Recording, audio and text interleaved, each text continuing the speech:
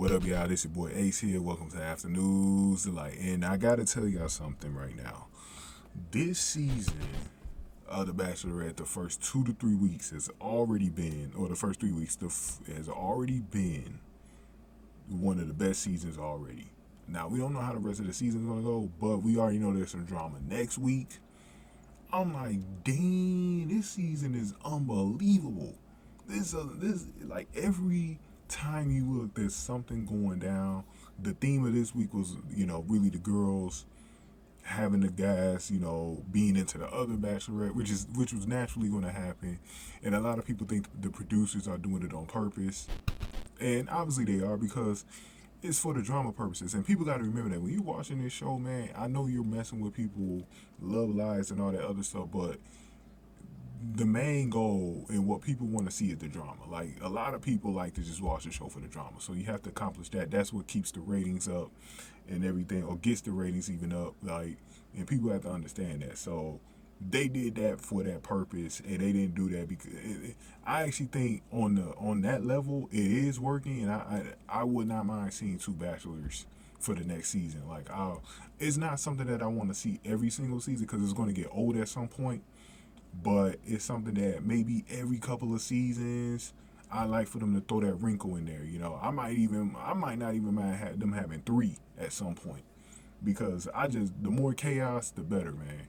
But at the end of the day, I watch like y'all. I want to see the two best people standing at the end, and see if the relationship is going to work or not.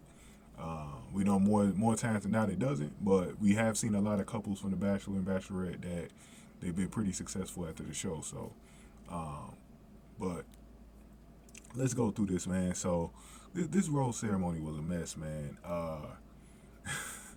We knew this was going to happen, and basically, like I said, the men have been put into this position where they are either into one of the girls or not into one of the girls. So before the rose ceremony, or on the date night, I believe it was the date when they were at SoFi Stadium. So the men were telling Gabby that they preferred Rachel, but I like the way they did it because it was in private. See, there was a difference between when they did it to Rachel like this and when they did it to Gabby. Gabby's was done privately, but it hurts just as much, like to be rejected. Like, they were basically rejected. And so the men at the rose ceremony were doing it to Rachel.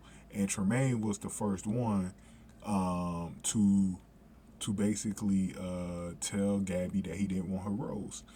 And the one thing that I like what they did, they gave us a little wrinkle here. So if you didn't accept the rose, you will have to get it from the other woman, and they take that rose away. So there's no second chances for you. You have to get it. So if you think your connection was that good with the other girl, prove it, because she's going to let you know how she felt about you. And I had a feeling, Gabby might have been like, if you don't think Rachel's good enough for you and you're embarrassing her like that, I probably don't want you either. So I'm glad neither one of them chose Termayne, because and the other guys too who did that. There were two other guys that did it. Hold on, let me get the names of the guys who did it. So Termayne was the first one. And Alec was the next one, and there was one more. Let me see. Alec was the next one. And meatball enthusiast. The meatball enthusiast James did it too. So James, we'll talk about him in the next video, but something changed with that one. But those are the three guys. It was James, Alec, and Termayne who didn't accept Rachel's role. So and Rachel was hurt by it because it was kind of embarrassing. She thought it was kind of was a bad thing for the guys who did have a rose from her. And it was crazy, man. And a lot of the dudes out there were walking out on the competition at some point too. But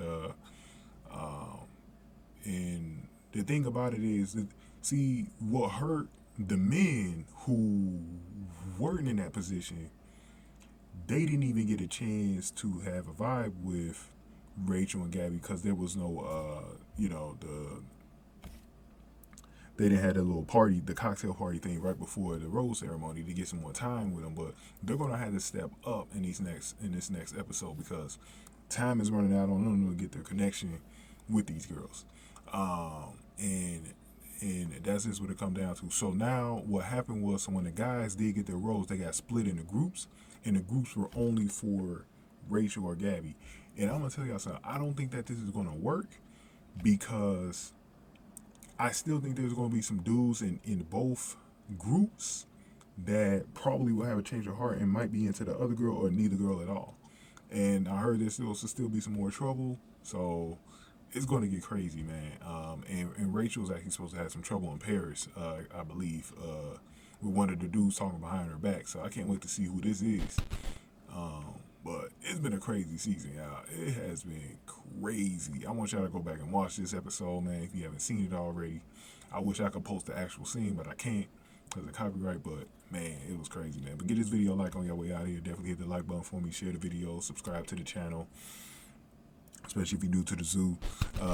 Any comments I got, definitely put them below. And if you want to donate to the channel, hit the thanks button below. But, man, this was crazy. We're going to talk about Meatball James next because he had a wild cliffhanger.